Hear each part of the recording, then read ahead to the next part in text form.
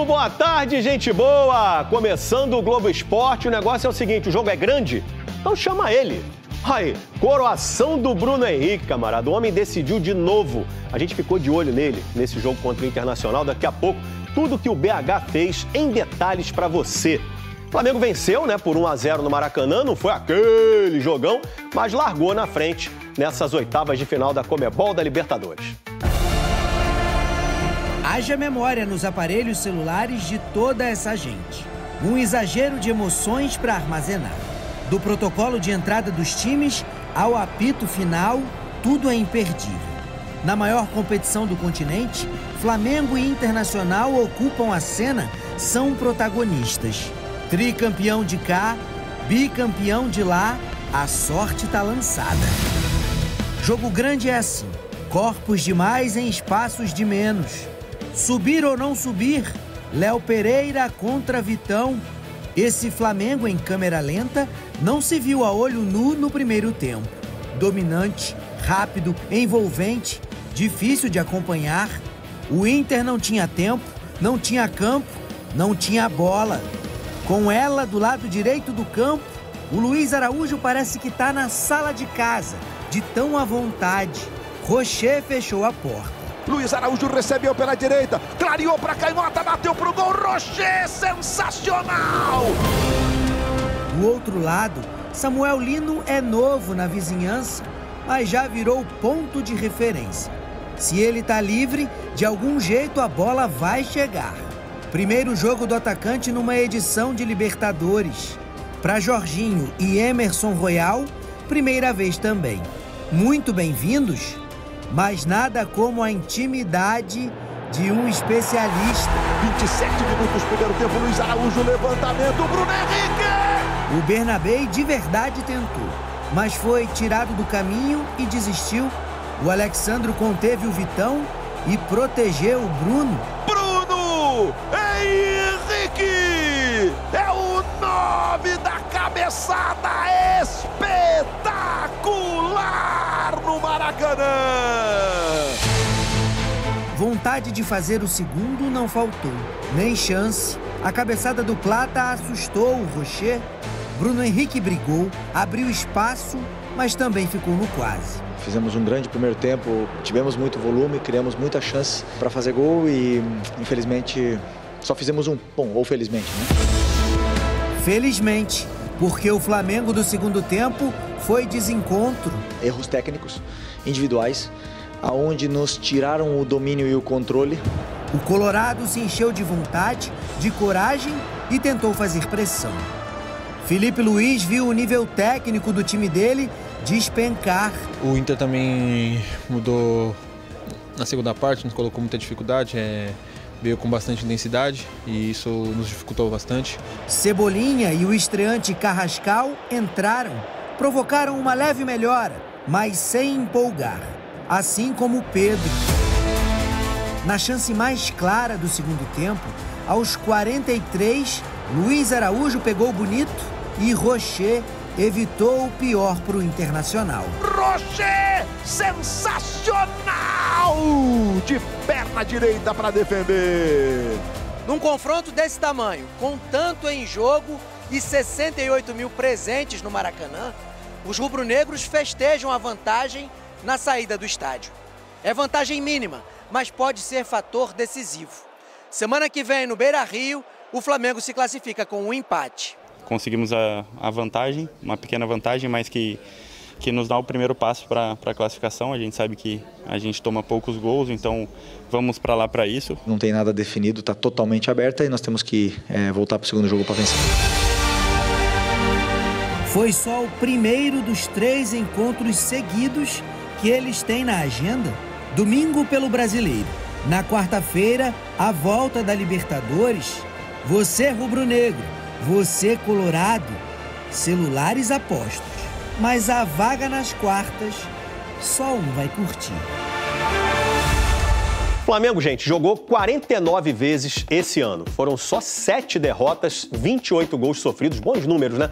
E uma única derrota por mais de um gol de diferença aquela derrota contra o poderoso Bayern de Munique lá nas oitavas da Copa do Mundo de Clubes da FIFA, aquele 4-2, né? Ou seja, é difícil demais fazer gol no Flamengo. 1-0, então, é uma vantagem que parece pequena, mas o Inter vai ter que ralar muito para reverter, né? O Maracanã, como já vimos aí na matéria, mais de 68 mil torcedores presentes, 1.500 colorados, com a presença da comissão técnica da seleção brasileira. O técnico italiano Carlo Ancelotti viu o jogo, que não foi um grande jogo. O Flamengo veio com algumas mudanças do Felipe Luiz, né? O Bruno Henrique foi a grande surpresa entrando de saída no lugar do Pedro, acabou fazendo o gol da vitória, como sempre tem estrela.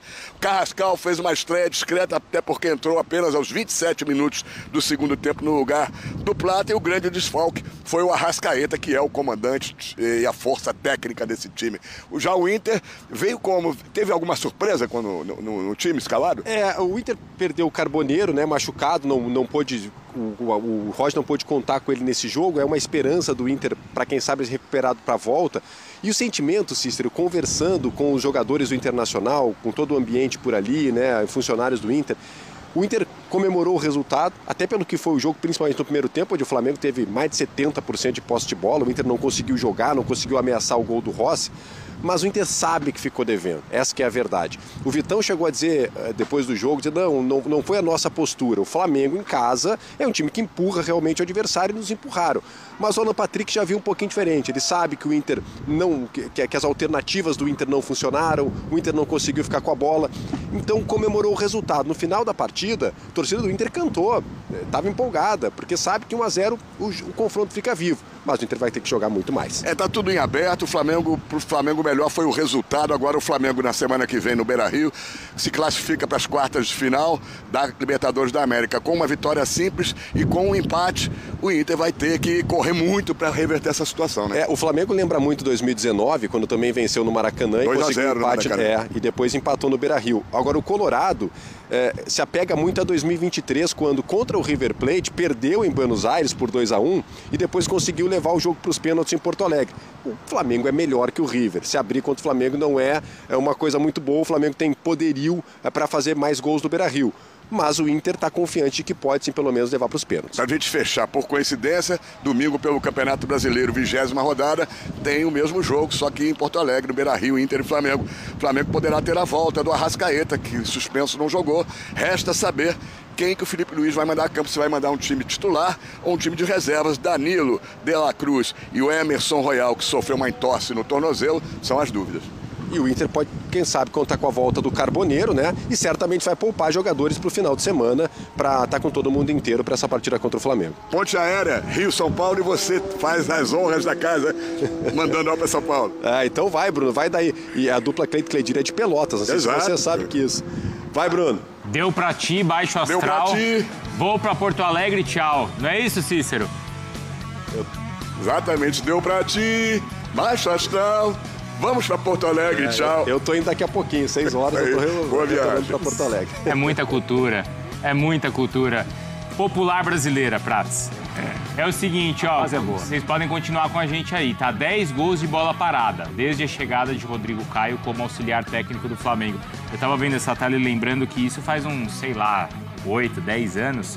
Uma vez o Rodrigo Caio, quando ainda estava no São Paulo, ele veio aqui no estúdio, na época era o Bate-Bola Debate, e aí ele fez aqui, nesse telão aqui, a questão de bola parada, de como se posicionar, de como subir, de como bloquear o adversário, no caso ele, né, como defensor ainda. E aí é curioso que hoje, a bola parada tem sido uma das armas do Flamengo, claro que não é só o Rodrigo Caio. Você lembrava, né, Dom, que isso também não é de agora, já é de antes, mas é uma arma rubro-negra. Exato, acho que é importante só pontuar para não parecer que surgiu agora essa questão da bola parada do Flamengo, mas tem muito mérito do trabalho do Rodrigo Caio, sem dúvida nenhuma, como isso tem sido recorrente e há um repertório a mais, né? E ainda mais um Flamengo que às vezes tem dificuldade em alguns jogos, como foi ontem, como foi, por exemplo, no Clássico contra o Fluminense, e isso acaba sendo determinante. E o que é legal também de destacar, para você ser eficiente, É muito trabalho constante, porque não é encontrar uma fórmula e repetir, porque os adversários vão estudar e vão saber neutralizar. Eu pego, por exemplo, o que aconteceu com o Arsenal. O Nicolas Jover, que se tornou, para quem acompanha a Premier League, ficou muito falado por conta dos gols, sobretudo de escanteio, que o Arsenal fazia. Depois de um período, o Arsenal ficou um tempo sem fazer, porque os adversários estão estudando. E assim, ele foi muito valorizado, até torcedor fez mural dele e tudo mais.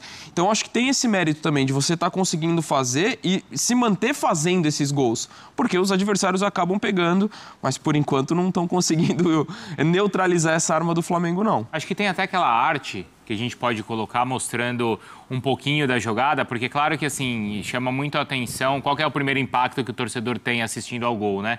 Caramba, o Bruno Henrique estava sozinho. Não é que ele estava sozinho, né? Mas como acontece a dinâmica toda da jogada ali, né? Da defesa do Internacional, que é bloqueada. E aí o Bruno Henrique sobe. O Léo Pereira, ele sobe ali. Mas vocês têm que reparar muito no Alexandro, que é quem vai segurar ali o Vitão, ó. Ele não deixa o Vitão se aproximar e nesse momento, pela imagem aqui por trás, né? De baixo, vai ficar ainda mais claro aqui, olha. Embaixo, como o Alexandro é quem bloqueia o Vitão, que é quem marcaria ali a bola aérea também. E quero convidar, Bruno, que na véspera do jogo, né, os nossos companheiros do Data e ESPN, cada um traçou, né, como que Inter e Flamengo poderiam chegar aos gols, né, e eles falaram muito da bola parada do Flamengo, né, também traçando como seria a marcação do Inter, possivelmente a marcação do Inter, como o Flamengo sabia jogar dessa maneira e tinha uma jogada muito forte, né. Já fez gol com o Léo Ortiz assim, já fez gol com o Léo Pereira assim, fez gol com o Bruno Henrique ontem assim. Então a gente pode citar as duas situações. O Inter que tem tido dificuldades na bola pelo alto, na própria área, e o Flamengo que tem sido um time de muito bom treinamento, de muito bom aproveitamento em bolas paradas assim, que definem jogos. Isso define não só o jogo de ontem, pode definir campeonato, título, ainda mais em jogos que tem pouco espaço, muito marcados. Bola parada tem um peso muito grande. O Flamengo, vocês entendem que tem sido uma das armas e as vitórias têm sido ajustadas, né? Ele deveria mostrar mais que isso ou não? Faz parte de jogos equilibrados e de uma competição equilibrada? Não, eu acho que está no pacote. Eu acho que esse equilíbrio está no pacote e eu destacaria, Bruno, como é difícil fazer gol no Flamengo. É um time que tem um poderio defensivo que tem chamado muito a atenção. É um time que o Rossi não trabalha tanto assim. Os zagueiros geralmente estão muito bem posicionados. A gente viu ontem quando o Inter cresce no jogo, quando o Matias faz a jogada pela direita, o Léo Ortiz está no meio da área para cortar. Em outros momentos houve um corte do Léo Pereira também. Então é um time que às vezes é econômico para fazer gols, mas dificilmente é vazado, ou mais de uma vez é vazado no jogo. E isso é uma grande notícia para o jogo da volta no Beira-Rio, que deve ter um outro cenário. O Inter possivelmente não vai ter o tipo de jogo que teve no primeiro tempo. O Alan Patrick e o Matias eram muito adiantados, quase não participaram do jogo. Era uma preocupação do Roger de ter muita gente para marcar na intermediária, no próprio campo também. Jogo da volta é uma outra conversa, uma outra história, mas defensivamente é um Flamengo que se comporta bem. Independentemente dos jogadores escolhidos pelo Felipe Luiz, às vezes o Everton Araújo que é mais marcador, é o Alan que marca menos e joga um pouco mais, o Jorginho também. É um time que, para fazer gol no Flamengo, é difícil. Não é uma missão das mais fáceis, não. Assim, acho que tem que ser feito algumas considerações. Primeiro, começo do trabalho, o Flamengo do Felipe Luiz ganhava e dava show. E acho que o torcedor se acostumou com isso e exige isso. E tem potencial. Acho que tem potencial para jogar mais o Flamengo. Eu vejo... É um time consistente, porque não é que ele passa sufoco muitas vezes. Tem a questão defensiva que o Prats lembrou, mas tem jogos que ele domina a posse de bola, mas não cria tantas oportunidades. Por exemplo, ontem. Acho que pelo domínio que ele teve... de controle do Inter não conseguir sair do campo de defesa, a gente fala de duas defesas do Rocher, ambas nos chutes do Luiz Araújo, mas não foi uma quantidade elevada de finalizações. No segundo tempo foram só duas finalizações. Como foi, por exemplo, lembra do Brasão contra o Cruzeiro? Exatamente. 30 minutos. Então, assim, eu acho que o Flamengo tem condição de produzir mais, mas acho que também tem que fazer essas considerações. Primeiro, não é que o time tem jogado mal, tá sofrendo. Muitas vezes ele tem o domínio, tem o controle, só que peca nessa questão de criar chances com maior quantidade. E tem a questão que a gente não pode ignorar, que não é só que o Flamengo tem um elenco, gastou tudo que podia e tudo mais. É um time que passou por uma mudança significativa do time titular. E a gente fala do Carrascal ser inserido, do Saul, mas são jogadores que aos poucos, o Jailson falava isso mais cedo, aos poucos estão assimilando a ideia do Felipe Luiz, não assimilando, mas ganhando condições físicas para aplicar aquilo que se espera. Então acho que é um Flamengo ainda em transformação, mudança significativa do lado direito, e isso tem que ser considerado também para um time que ainda não atingiu esse potencial. Agora, mais uma vez, o Flamengo fez um grande primeiro tempo. Negócio milionário no Flamengo. O Flamengo fechando com nova patrocinadora master no clube que pode render um valor astronômico anual para a diretoria do Flamengo, para o time do Flamengo, que se trata da Superbet, né? A Pixibet, Flamengo e Pixibet chegaram a uma rescisão amigável. Então, assim, a Pixibet até ontem era patrocinadora master do clube, né? A partida contra o Internacional, o Flamengo entrou com a marca estampada, né? Com o nome da Pixibet, só que agora o Flamengo já rescindiu amigavelmente e agora, pelo que tudo indica, o nome, né, da patrocinadora master do clube, que pode assumir, né, esse nome principal da camisa do Flamengo, se trata da Superbet, ou seja, o Flamengo pode estar arrecadando aí quase 600 milhões, é muita grana. O Flamengo vai com tudo daqui pra frente, o Flamengo só tem a crescer, só tem a evoluir. Então, assim, primeiro eu quero saber de vocês, o que vocês acharam sobre essa vitória do Flamengo, e segundo, o que vocês acharam sobre essa sacada, né, essa ideia da diretoria do Flamengo ao rescindir de forma amigável com a Pixibet e agora tá fechando com a Superbet, pelo que tudo indica, né? O Flamengo ainda está analisando, ainda não tem um martelo batido, não tem um aval, mas a ideia da diretoria do Flamengo é anunciar uma patrocinadora master extraordinária que pode ajudar o Flamengo a fazer contratações, assim, bombásticas. O que vocês acham sobre isso tudo? Deixa aqui nos comentários que eu quero ver a opinião de todos vocês. Amigas e amigos, eu tô indo nessa. Não se esqueçam, se inscrevam no canal, deixa o like, a qualquer momento estarei de volta atualizando vocês sobre mais notícias do Flamengo.